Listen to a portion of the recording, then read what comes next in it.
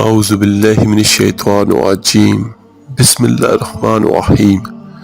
شروع کرتا ہوں اللہ تعالیٰ کے ببرکت نام سے جو سارے جہانوں کا تن تنہا مالک ہے۔ السلام علیکم ورحمۃ اللہ وبرکاتہ۔ میرے عزیز بھائیوں بہنوں اور بچوں، حضرت ابو سعید خدری رضی اللہ تعالیٰ عنہ فرماتے ہیں کہ حضرت اسید بن حضیر رضی اللہ تعالیٰ عنہ اپنے باڑے میں ایک رات قرآن پاک کی تلاوت کر رہے تھے اور اچانک ان کی گھوڑی اچھلنے لگی۔ انہوں نے اور پڑھا اور وہ گھوڑی اور اچھلنے لگی۔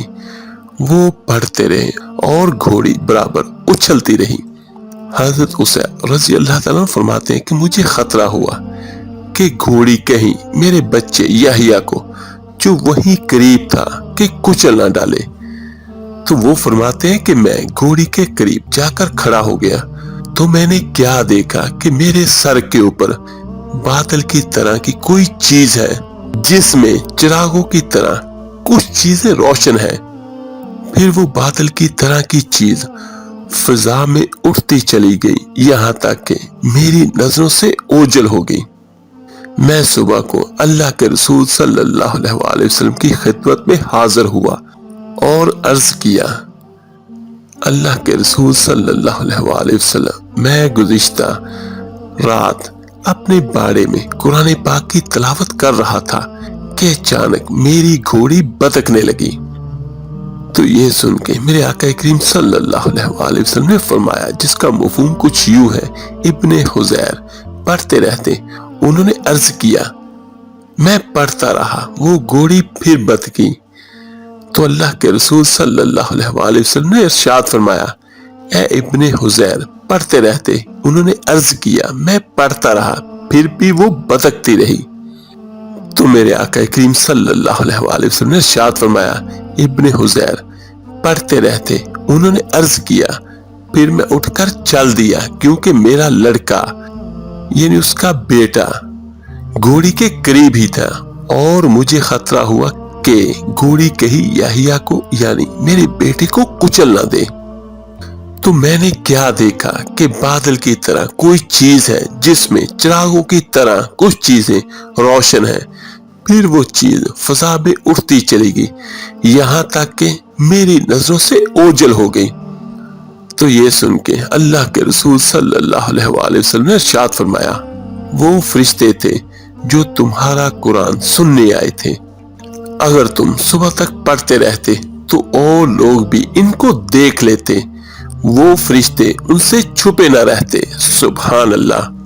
یہاں پر ایک چیز تو یہ ہمیں ملتی ہے سیکھنے کے لیے کہ اللہ کا کلام کتنا خوبصورت ہے کہ جس کو سننے کے لیے فرشتے بھی آسمانوں سے زمین کی طرف آتے ہیں، اور قرآن مجید کی کتنی طاقت ہے اور کتنی برکتیں ہیں۔ تو جو میرا بھائی یا بہن اللہ کی رضا کے لیے اور آقا کریم صلی اللہ علیہ وآلہ وسلم کی سنت سمجھ کر قرآن مجید پڑھے گا تو یقیناً اس کو قرآن مجید کی برکتیں حاصل ہوں گی۔ حضرت ابو سعید خدری رضی اللہ تعالیٰ عنہ فرماتے ہیں کہ میں فقراء مہاجرین کی ایک جماعت میں بیٹھا ہوا تھا۔ ان لوگوں کے پاس اتنا کپڑا بھی نہ تھا کہ جس سے وہ اپنا پورا بدن ڈھانپ لیں، اور بعض نے بعض کی آڑ لی ہوئی تھی، اور ایک صحابی رضی اللہ تعالیٰ عنہ قرآن پاک کی تلاوت کر رہے تھے کہ اسی دوران اللہ کے رسول صلی اللہ علیہ وآلہ وسلم تشریف لیا اور بالکل ہمارے قریب کھڑے ہو گئے۔ اللہ کے رسول صلی اللہ علیہ وآلہ وسلم کی تشریف آوری پر تلاوت کرنے والے صحابی خاموش ہو گئے۔ تو اللہ کے رسول صلی اللہ علیہ وآلہ وسلم نے سلام کیا اور پھر دریافت فرمایا کہ تم لوگ کیا کر رہے تھے؟ تو وہ کہنے لگے کہ ہم نے عرض کیا، یا رسول اللہ صلی اللہ علیہ وآلہ وسلم، ایک تلاوت کرنے والے قاری ہمارے سامنے تلاوت کر رہے تھے اور ہم اللہ کی کتاب کی تلاوت توجہ سے سن رہے تھے۔ اللہ کے رسول صلی اللہ علیہ وآلہ وسلم نے ارشاد فرمایا، تمام تعریف اللہ تعالیٰ کے لیے ہے جنہوں نے میری امت میں ایسے لوگ بنائے کہ ان میں مجھے ٹھہرنے کا حکم دیا گیا، اور اس کے بعد اللہ کے رسول صلی اللہ علیہ وآلہ وسلم ہمارے درمیان بیٹھ کے تاکہ سب کے برابر رہیں، کسی سے قریب اور کسی سے دور نہ ہو، پھر سب کو اپنے ہاتھ مبارک سے ہلکا بنا کر بیٹھنے کا حکم فرمایا۔ چنانچہ سب لوگ ہلکا بنا کر نبی کریم صلی اللہ علیہ وآلہ وسلم کی طرف منہ کر کے بیٹھ گئے۔ اور حضرت ابو سعید خدری رضی اللہ تعالیٰ عنہ فرماتے ہیں کہ میں نے اللہ کے رسول صلی اللہ علیہ وآلہ وسلم کو دیکھا کہ آپ نے مجلس والوں میں میرے علاوہ کسی کو نہیں پہچانا۔ آپ صلی اللہ علیہ وآلہ وسلم نے ارشاد فرمایا، اے فقراء مہاجرین کی جماعت، تمہیں قیامت کے دن کامل نور کی خوشخبری ہو، اور اس بات کی بھی کہ تم مالداروں سے آدھا دن پہلے جنت میں داخل ہوگے، اور یہ آدھا دن 500 سال کا ہوگا۔ سبحان اللہ۔ حضرت سعد بن ابی وقاص رضی اللہ تعالیٰ عنہ فرماتے ہیں کہ میں نے اللہ کے رسول صلی اللہ علیہ وآلہ وسلم کو یہ ارشاد فرماتے ہوئے سنا، یہ قرآن کریم فکر و بے قراری پیدا کرنے کے لیے نازل ہوا ہے، جب تم اسے پڑھو تو رویا کرو، اگر رونا نہ آئے تو رونے والوں جیسی شکل بنا لو، اور قرآن پاک کو اچھی آواز کے ساتھ پڑھو، کیونکہ جو شخص اسے اچھی آواز سے نہ پڑھے وہ ہم میں سے نہیں ہے، یعنی ہماری قابل اتباع کرنے والوں میں سے نہیں ہے۔ ایک اور روایت میں ہے، حضرت براء رضی اللہ تعالیٰ عنہ روایت کرتے ہیں کہ اللہ کے رسول صلی اللہ علیہ وآلہ وسلم نے ارشاد فرمایا، اچھی آواز سے قرآن پاک کو مزین کرو، کیونکہ اچھی آواز قرآن کریم کے حسن کو بڑھا دیتی ہے۔ سبحان اللہ۔ اور یہاں پر ایک چھوٹا سا میں اور آپ کو بیان کرنا چاہوں گا کہ حضرت داؤد علیہ السلام جب اللہ کا کلام پڑھتے تھے تو ان کی آواز کی خوبصورتی، اور سبحان اللہ، اللہ کے کلام کی خوبصورتی اتنی ہوتی تھی کہ چرند اور پرند بھی ان کا کلام سننے کے لیے جمع ہو جاتے تھے۔ سبحان اللہ۔ حضرت عقبہ بن عامر رضی اللہ تعالیٰ عنہ فرماتے ہیں کہ میں نے اللہ کے رسول صلی اللہ علیہ وآلہ وسلم کو یہ ارشاد فرماتے ہوئے سنا، قرآن کریم آواز سے پڑھنے والے کا ثواب علانیہ صدقہ کرنے والے کی طرح ہے، اور آہستہ پڑھنے والے کا ثواب چپ کر صدقہ کرنے والے کی طرح ہے۔ اور ایک اور حدیث پاک میں جس کا مفہوم کچھ یوں ہے کہ جو اللہ کا بندہ یا اللہ کی بندی اٹک اٹک کر قرآن پاک پڑھتا ہے تو اللہ تعالیٰ اپنی رحمت سے، اپنے فضل سے اس کو دوگنا ثواب عطا کرتے ہیں۔ سبحان اللہ۔ تو میرے عزیزو، قرآن شریف آہستہ پڑھنے کی فضیلت، تو میرے عزیزو، قرآن پاک آہستہ پڑھنے کی صورت یہ ہے کہ جب ریا کا شعبہ ہو، اگر ریا کا شعبہ نہ ہو اور دوسروں کی تکلیف کا اندیشہ بھی نہ ہو تو دوسری روایت کی وجہ سے بلند آواز سے پڑھنا افضل ہے کہ یہ دوسروں کے لیے ترغیب کا ذریعہ بنے گا۔ اور اگر کوئی میرا بھائی بہن اس طرح اونچی آواز سے پڑھے کہ کسی کی نیند ڈسٹرب ہو یا کوئی اس کی وجہ سے تکلیف میں ہو تو پھر آہستہ پڑھنا زیادہ بہتر ہے۔ اور ایک بات بالکل کلیئر ہے کہ جو بندہ سویا ہوا ہو اس کے نزدیک آپ اونچی آواز سے قرآن پاک کی تلاوت نہیں کر سکتے۔ اور ایک بات میں اور یہاں پر کہنا چاہوں گا، جو ہماری شریعت اور ہمارا اسلام ہمیں بیان کرتا ہے عورتوں کے لیے اس طرح اونچی آواز سے پڑھنا کہ ان کی آواز باہر تک جائے، وہ اسلام میں قطعاً منع ہے، کیونکہ اسلام عورتوں کو پردے کا حکم دیتا ہے۔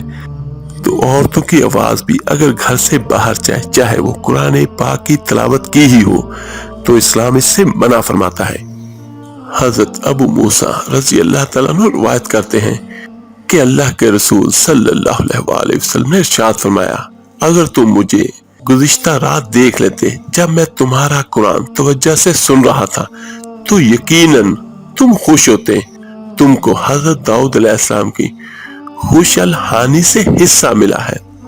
حضرت عبداللہ بن عمرو رضی اللہ تعالیٰ عنہ سے روایت ہے کہ اللہ کے رسول صلی اللہ علیہ وآلہ وسلم نے ارشاد فرمایا کہ قیامت کے دن صاحب قرآن سے کہا جائے گا، قرآن شریف پڑھتا جا اور جنت کے درجوں پر چڑھتا جا، اور ٹھہر ٹھہر کر پڑھ جیسا کہ تو دنیا میں ٹھہر ٹھہر کر پڑھا کرتا تھا، بس تیرا مقام وہی ہوگا جہاں تیری آخری آیت کی تلاوت ختم ہوگی۔ یعنی اس سے ایک مراد تو یہ ہے کہ جو اللہ کا بندہ یا اللہ کی بندی جس کو قرآن پاک یاد ہوگا اور جتنا یاد ہوگا تو اس سے یہ کہا جائے گا کہ وہ قرآن پاک کی تلاوت کرتا جائے اور جنت کے اعلیٰ درجات کی طرف بڑھتا رہے۔ تو میرے عزیزوں، یہاں پر ایک تو اللہ تعالیٰ سے دعا کریں کہ اللہ تعالیٰ ہمارے دلوں میں قرآن پاک کا نور عطا فرمائے اور ہمیں زیادہ سے زیادہ قرآن پاک کو حفظ اور یاد کرنے کی عادت ہونی چاہیے۔ یہ وہ عمل ہے جس میں ہمارے درجات بلند ہوں گے قیامت کے دن۔ سبحان اللہ۔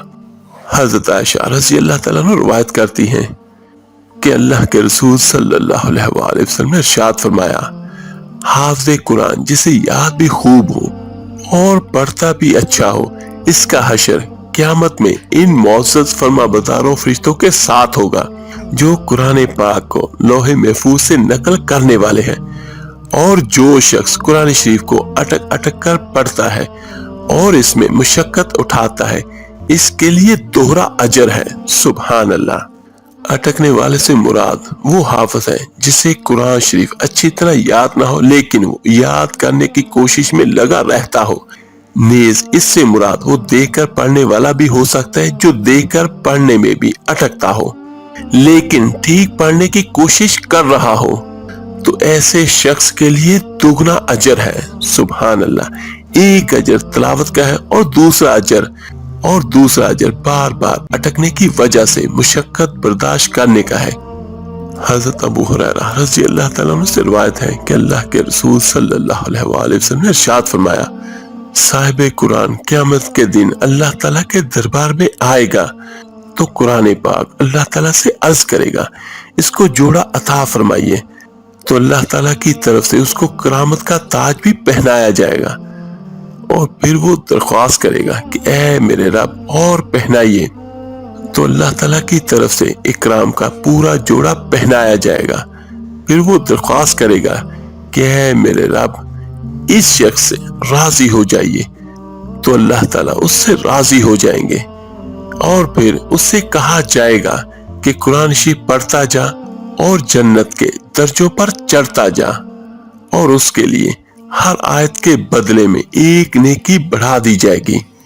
اور میرے عزیز بھائیو، یہ بات ہر کوئی ہمیشہ یاد رکھے کہ قرآن پاک کا سیکھنا ہر کسی پر لازم ہے، یعنی کم از کم اتنا تو ہو کہ ایک آیت سیکھ سکے، کیونکہ ایک آیت اسے یاد ہونی چاہیے۔ یہ فرض ہے کہ آپ صحیح طریقے سے کم از کم ایک آیت پڑھ سکیں، یعنی جس طرح بسم اللہ الرحمن الرحیم الحمدللہ رب العالمین، یہ آیت کم از کم ایک یاد کرنا فرض ہے، اور پوری سورہ فاتحہ اور اس کے ساتھ ایک بڑی آیت یا تین چھوٹی آیات، یا ایک بڑی آیت جو تین چھوٹی آیتوں کے برابر ہو، اور چھوٹی آیتیں جس طرح الرحمن علم القرآن خلق الانسان، یہ بھی تین آیات ہیں، تو یا ایک سورت یاد کرنا بندے پر واجب ہے کہ اس کو پڑھے گا تو اس کے ذریعے سے اس کی نماز مکمل ہوگی۔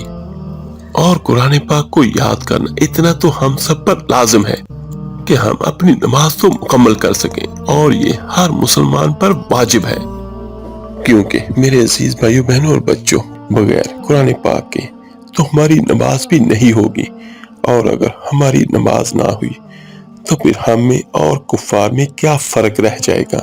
تو جو بھی میرا بھائی بہن اللہ کا بندہ اللہ کی بندی قرآن پاک نہیں پڑھ سکتے تو وہ کوشش کریں جس عمر میں بھی ہوں تو وہ قرآن پاک کو سیکھیں اور اس کو پڑھیں، کیونکہ یہ وہ کام ہے جو ہمارے آخرت میں کام آئیں گے، اور دنیا آج ہے کل نہیں ہوگی۔